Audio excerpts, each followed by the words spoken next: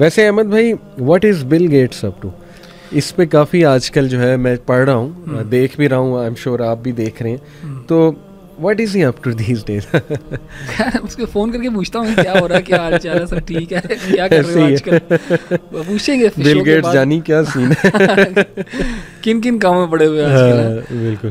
उससे पहले जो आपने बात की ना, उसके ऊपर थोड़ा सा मैं टच करना चाहूँगा कि ये बड़ी इंपॉर्टेंट बात की है आपने, क्योंकि इस शो के अंदर हम ये तासुर बिल्कुल नहीं देना चाहते कि शैतान is in control, Allah is in control.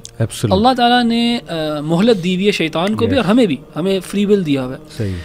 And जब तक इंसान चाहे ना, वो तब तक शैतान को तक़वियत नहीं दे सकते, उसको पावर नहीं दे सकते। और जैसे कि आपने कहा, अल्लाह ताला ने कुरान में कहा ना कि इन कैद शैतानी काना दईफ़ा, कि verily the plot of Satan is weak. बिल्कुल, ठीक है, बहुत यानी कमज़ोर है उसका प्लान। सही है, उसका प्लान कमज़ोर है, लेकिन तुम इंसान जो हो उसकी प्लान को तक़वियत देते हो, उसको फॉलो करके, उसके प्रोडक्ट बन के, उसके कंज्यूमर बन के। सो मैं तो कोशिश करता हूँ कि हमेशा अपनी जो स्टूडेंट्स हैं और ऑडियंस हैं उनको ये मशवरा दिया जाए कि देखें, ये चीज़ें अगर मार्केट में एग्जिस्ट करती हैं, वो इसलिए एग्जिस्ट करती हैं कि इनके ग्राहक हैं। ये प्रोग्राम्स एग्जिस्ट करते हैं, ये म्यूज़िक एग्जिस्ट करता है, ये वीडियो गेम्स एग्जिस्ट करते हैं, क्यों? क्योंकि इनका बायर है। सही। जिस दिन आप इसको ख़रीदना छोड़ देंगे, ये शेल्फ से भी उठना शुरू हो जाएगा। सही। जिस दिन आप ये ड्रामे देखना बंद कर देंगे, उस दिन ये ड्रामे भी चेंज हो जाएंगे। सही। क्योंकि देखें, उन्होंने रेवेन्यू जनरेट करना है, उनको व्यूअरशिप चाहिए। अगर आप रिजेक्ट करेंगे तो ये भी चेंज हो जाएंगे और आप शैतान के प्लान को उसकी ओरिजिनलिटी पे लेके जाएंगे, उसको कमज़ोर करेंगे। लेकिन अगर आप और मैं कंज्यूमर बन जाते हैं इन चीज़ों के, हम उन ड्रामों को देखते हैं, हम कहते हैं नहीं यार, मुझे तो ज़्यादा फ़र्क नहीं पड़ता यार, मैं तो, मेरी तो इम्यूनिटी हुई हुई है। हम उसको कर रहे हैं, हम उसको अगर वो कंज्यूम कर रहे हैं, हम उसके प्लान को तक़वियत दे रहे हैं, उसमें जो है ना एक टैसिट अप्रूवल है हमारा, और ये अल्लाह ताला हमसे ये सवाल पूछेगा। तो इसलिए हमें मायूस नहीं होना चाहिए और हमें अल्लाह ताला से उम्मीद रखनी चाहिए। एंड जो लोग अल्लाह ताला को ज़्यादा याद करते हैं, जो लोग अल्लाह ताला को अपनी ज़िंदगी में इम्पोर्टेंस देते हैं, अल्लाह ताला उनके लिए भी, उनकी भी आंखें ऐसे खोल देता है कि उनको नज़र आने लग जाता है कि यार ये क्या हो रहा है, क्या नहीं हो रहा। यानी बहुत सारे लोग हैं, वो शायद ये मीडिया कंज्यूम करते हैं, लेकिन उनको पता ही नहीं लग रहा, नज़र ही नहीं आ रहा कि इसमें कितना हार्म है उनके लिए भी और सोसाइटी एट लार्ज के लिए। मुझे फुज़ैल इब्ने याद का एक कोट याद आ गया अहमद भाई, सेड के परसिस्टेंटली फॉल्सहुड को देखने से ट्रुथ की पहचान चली जाती है। बिल्कुल ऐसे ही है, बड़ा ज़बरदस्त ऐसे ही कि आपकी वो आंख ही बंद हो जाएगी, आपको पता ही नहीं लगेगा हक क्या है, बातिल क्या है, अल्लाह क्या चाहता है, क्या नहीं है। आपको क्या, ये तो बिल्कुल इसमें तो कुछ नहीं है, सारे देख रहे हैं, सारे, आप डिसेंसिटाइज हो गए। वो मैंने पहले बात की ना कि कुरान के साथ जुड़े, दीन के साथ जुड़े, अपने आप को रीसेंसिटाइज करें, फिर इन चीज़ों को देखना शुरू करें, आपकी आंखें जो हैं वो एक और अंदाज में देखेंगी। बिल्कुल सही, एब्सोल्युटली। जहाँ तक कि बिल गेट्स का मामला है, उसको पूछेंगे इंशाल्लाह, ये पॉडकास्ट खत्म होता है, पूछता हूँ क्या हो रहा है, क्या नहीं हो रहा। लेकिन बिल गेट्स जो है ना, वो बहुत अजीबोगरीब चीज़ें कर रहा है। रिसेंटली बहुत एक कॉन्ट्रोवर्शियल फिगर बन गया, एंड उसकी कॉन्ट्रोवर्सी की वजह ये है कि उसने कुछ स्टेटमेंट्स और कुछ उसके प्रोजेक्ट्स हैं जो सवाल उठाते हैं उसके ऊपर। So for example, Bill Gates का over emphasis on vaccination and vaccines and population reduction, हाँ, इस चीज़ का बहुत जिक्र करता है बिल गेट्स। डी पॉपुलेशन का बहुत ज़्यादा जिक्र करता है कि हमारा जो दुनिया का सबसे बड़ा मसला है वो ये है कि रिसोर्सेज लिमिटेड है, लेकिन पॉपुलेशन बहुत ज़्यादा बढ़ती जा रही है, तो इसका सोल्यूशन ये है कि पॉपुलेशन कम होनी चाहिए।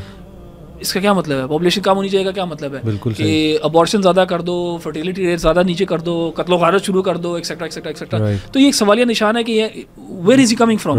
नंबर 2, अगर तो जो मैंने एक डॉक्यूमेंट्री रिकमेंड की है, डाइट सडनली, अगर लोग उसको देखें और फिर बिल गेट्स का रोल देखें वैक्सीनेशन के अंदर, तो may be they will also say कि यार कोई क्वेश्चन मार्क है। अगेन मैं कोई इधर हुक्म नहीं लगा रहा किसी को, लेकिन मैं कह रहा हूँ कि कुछ कंट्रोवर्सी है, स्मोक है। इसी तरह इस वक्त Bill Gates is someone who is the leading agricultural land owner in the US। उसने पता नहीं कितने थाउजेंड्स ऑफ एकर्स हुआ है खरीद रहा है। एंड अगर आप इस चीज़ को सर्च करना शुरू करेंगे कि अब लोग कहना शुरू हो रहे हैं कि अभी जो क्राइसिस आने लगा सबसे बड़ा, वो फैमिन का क्राइसिस आने लगा है, फूड शॉर्टेजेस का क्राइसिस आने लगा। मुझे याद है अली भाई, मेरा ख्याल 2008, 9, 10 इस टाइम के अंदर मैंने एक डॉक्यूमेंट्री देखी थी BBC की। उसका नाम था the future of food. 3 parts के अंदर थी। मुझे याद है जब मैंने वो डॉक्यूमेंट्री देखी थी, मैं बड़ा डिप्रेस हुआ था कि यार ये हालात हैं, यार इस तरफ जाएगी बात। एंड अभी भी अगर आप देखेंगे फूड क्राइसिस के बारे में ना बहुत लोग बात कर रहे हैं।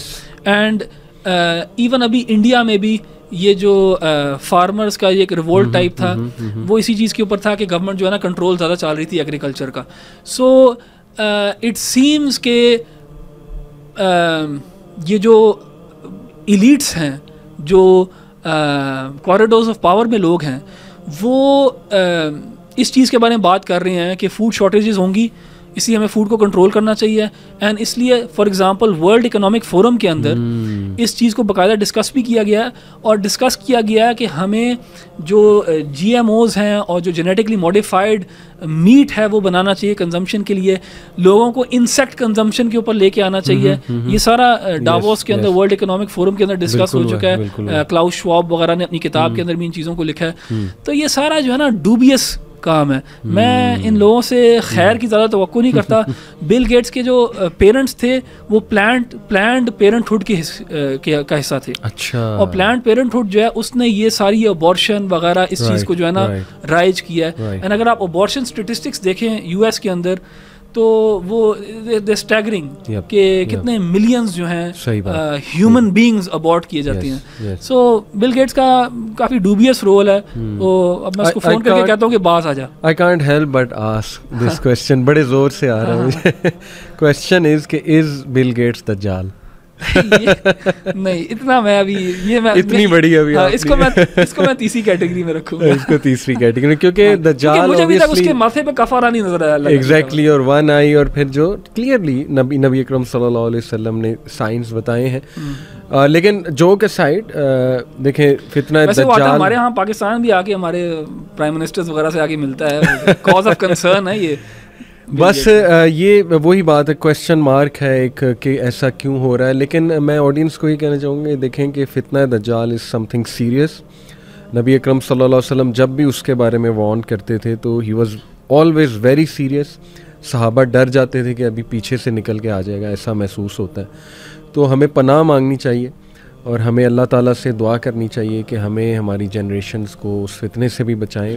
बल्कि बेहतर है कि हमारे एज में ना ही हो, ना ही हमारे बच्चों की या हमारे ग्रैंडचिल्ड्रन की। हाँ, तो ये काफ़ी लोग चाहेंगे कि जल्दी जल्दी हो चीज़ें, इमाम मेहदी आ जाए ये वो, लेकिन बात ये कि दे डोंट रियलाइज कि वो व्हाट टफ टाइम्स, अल्लाह माफ़ करे, ईमान शेक होंगे। सुबह काफिर, शाम को मोमिन, या शाम को काफिर, सुबह मोमिन। हम लोग स्ट्रगल करते हैं सुबह फजर की नमाज पढ़ने के लिए।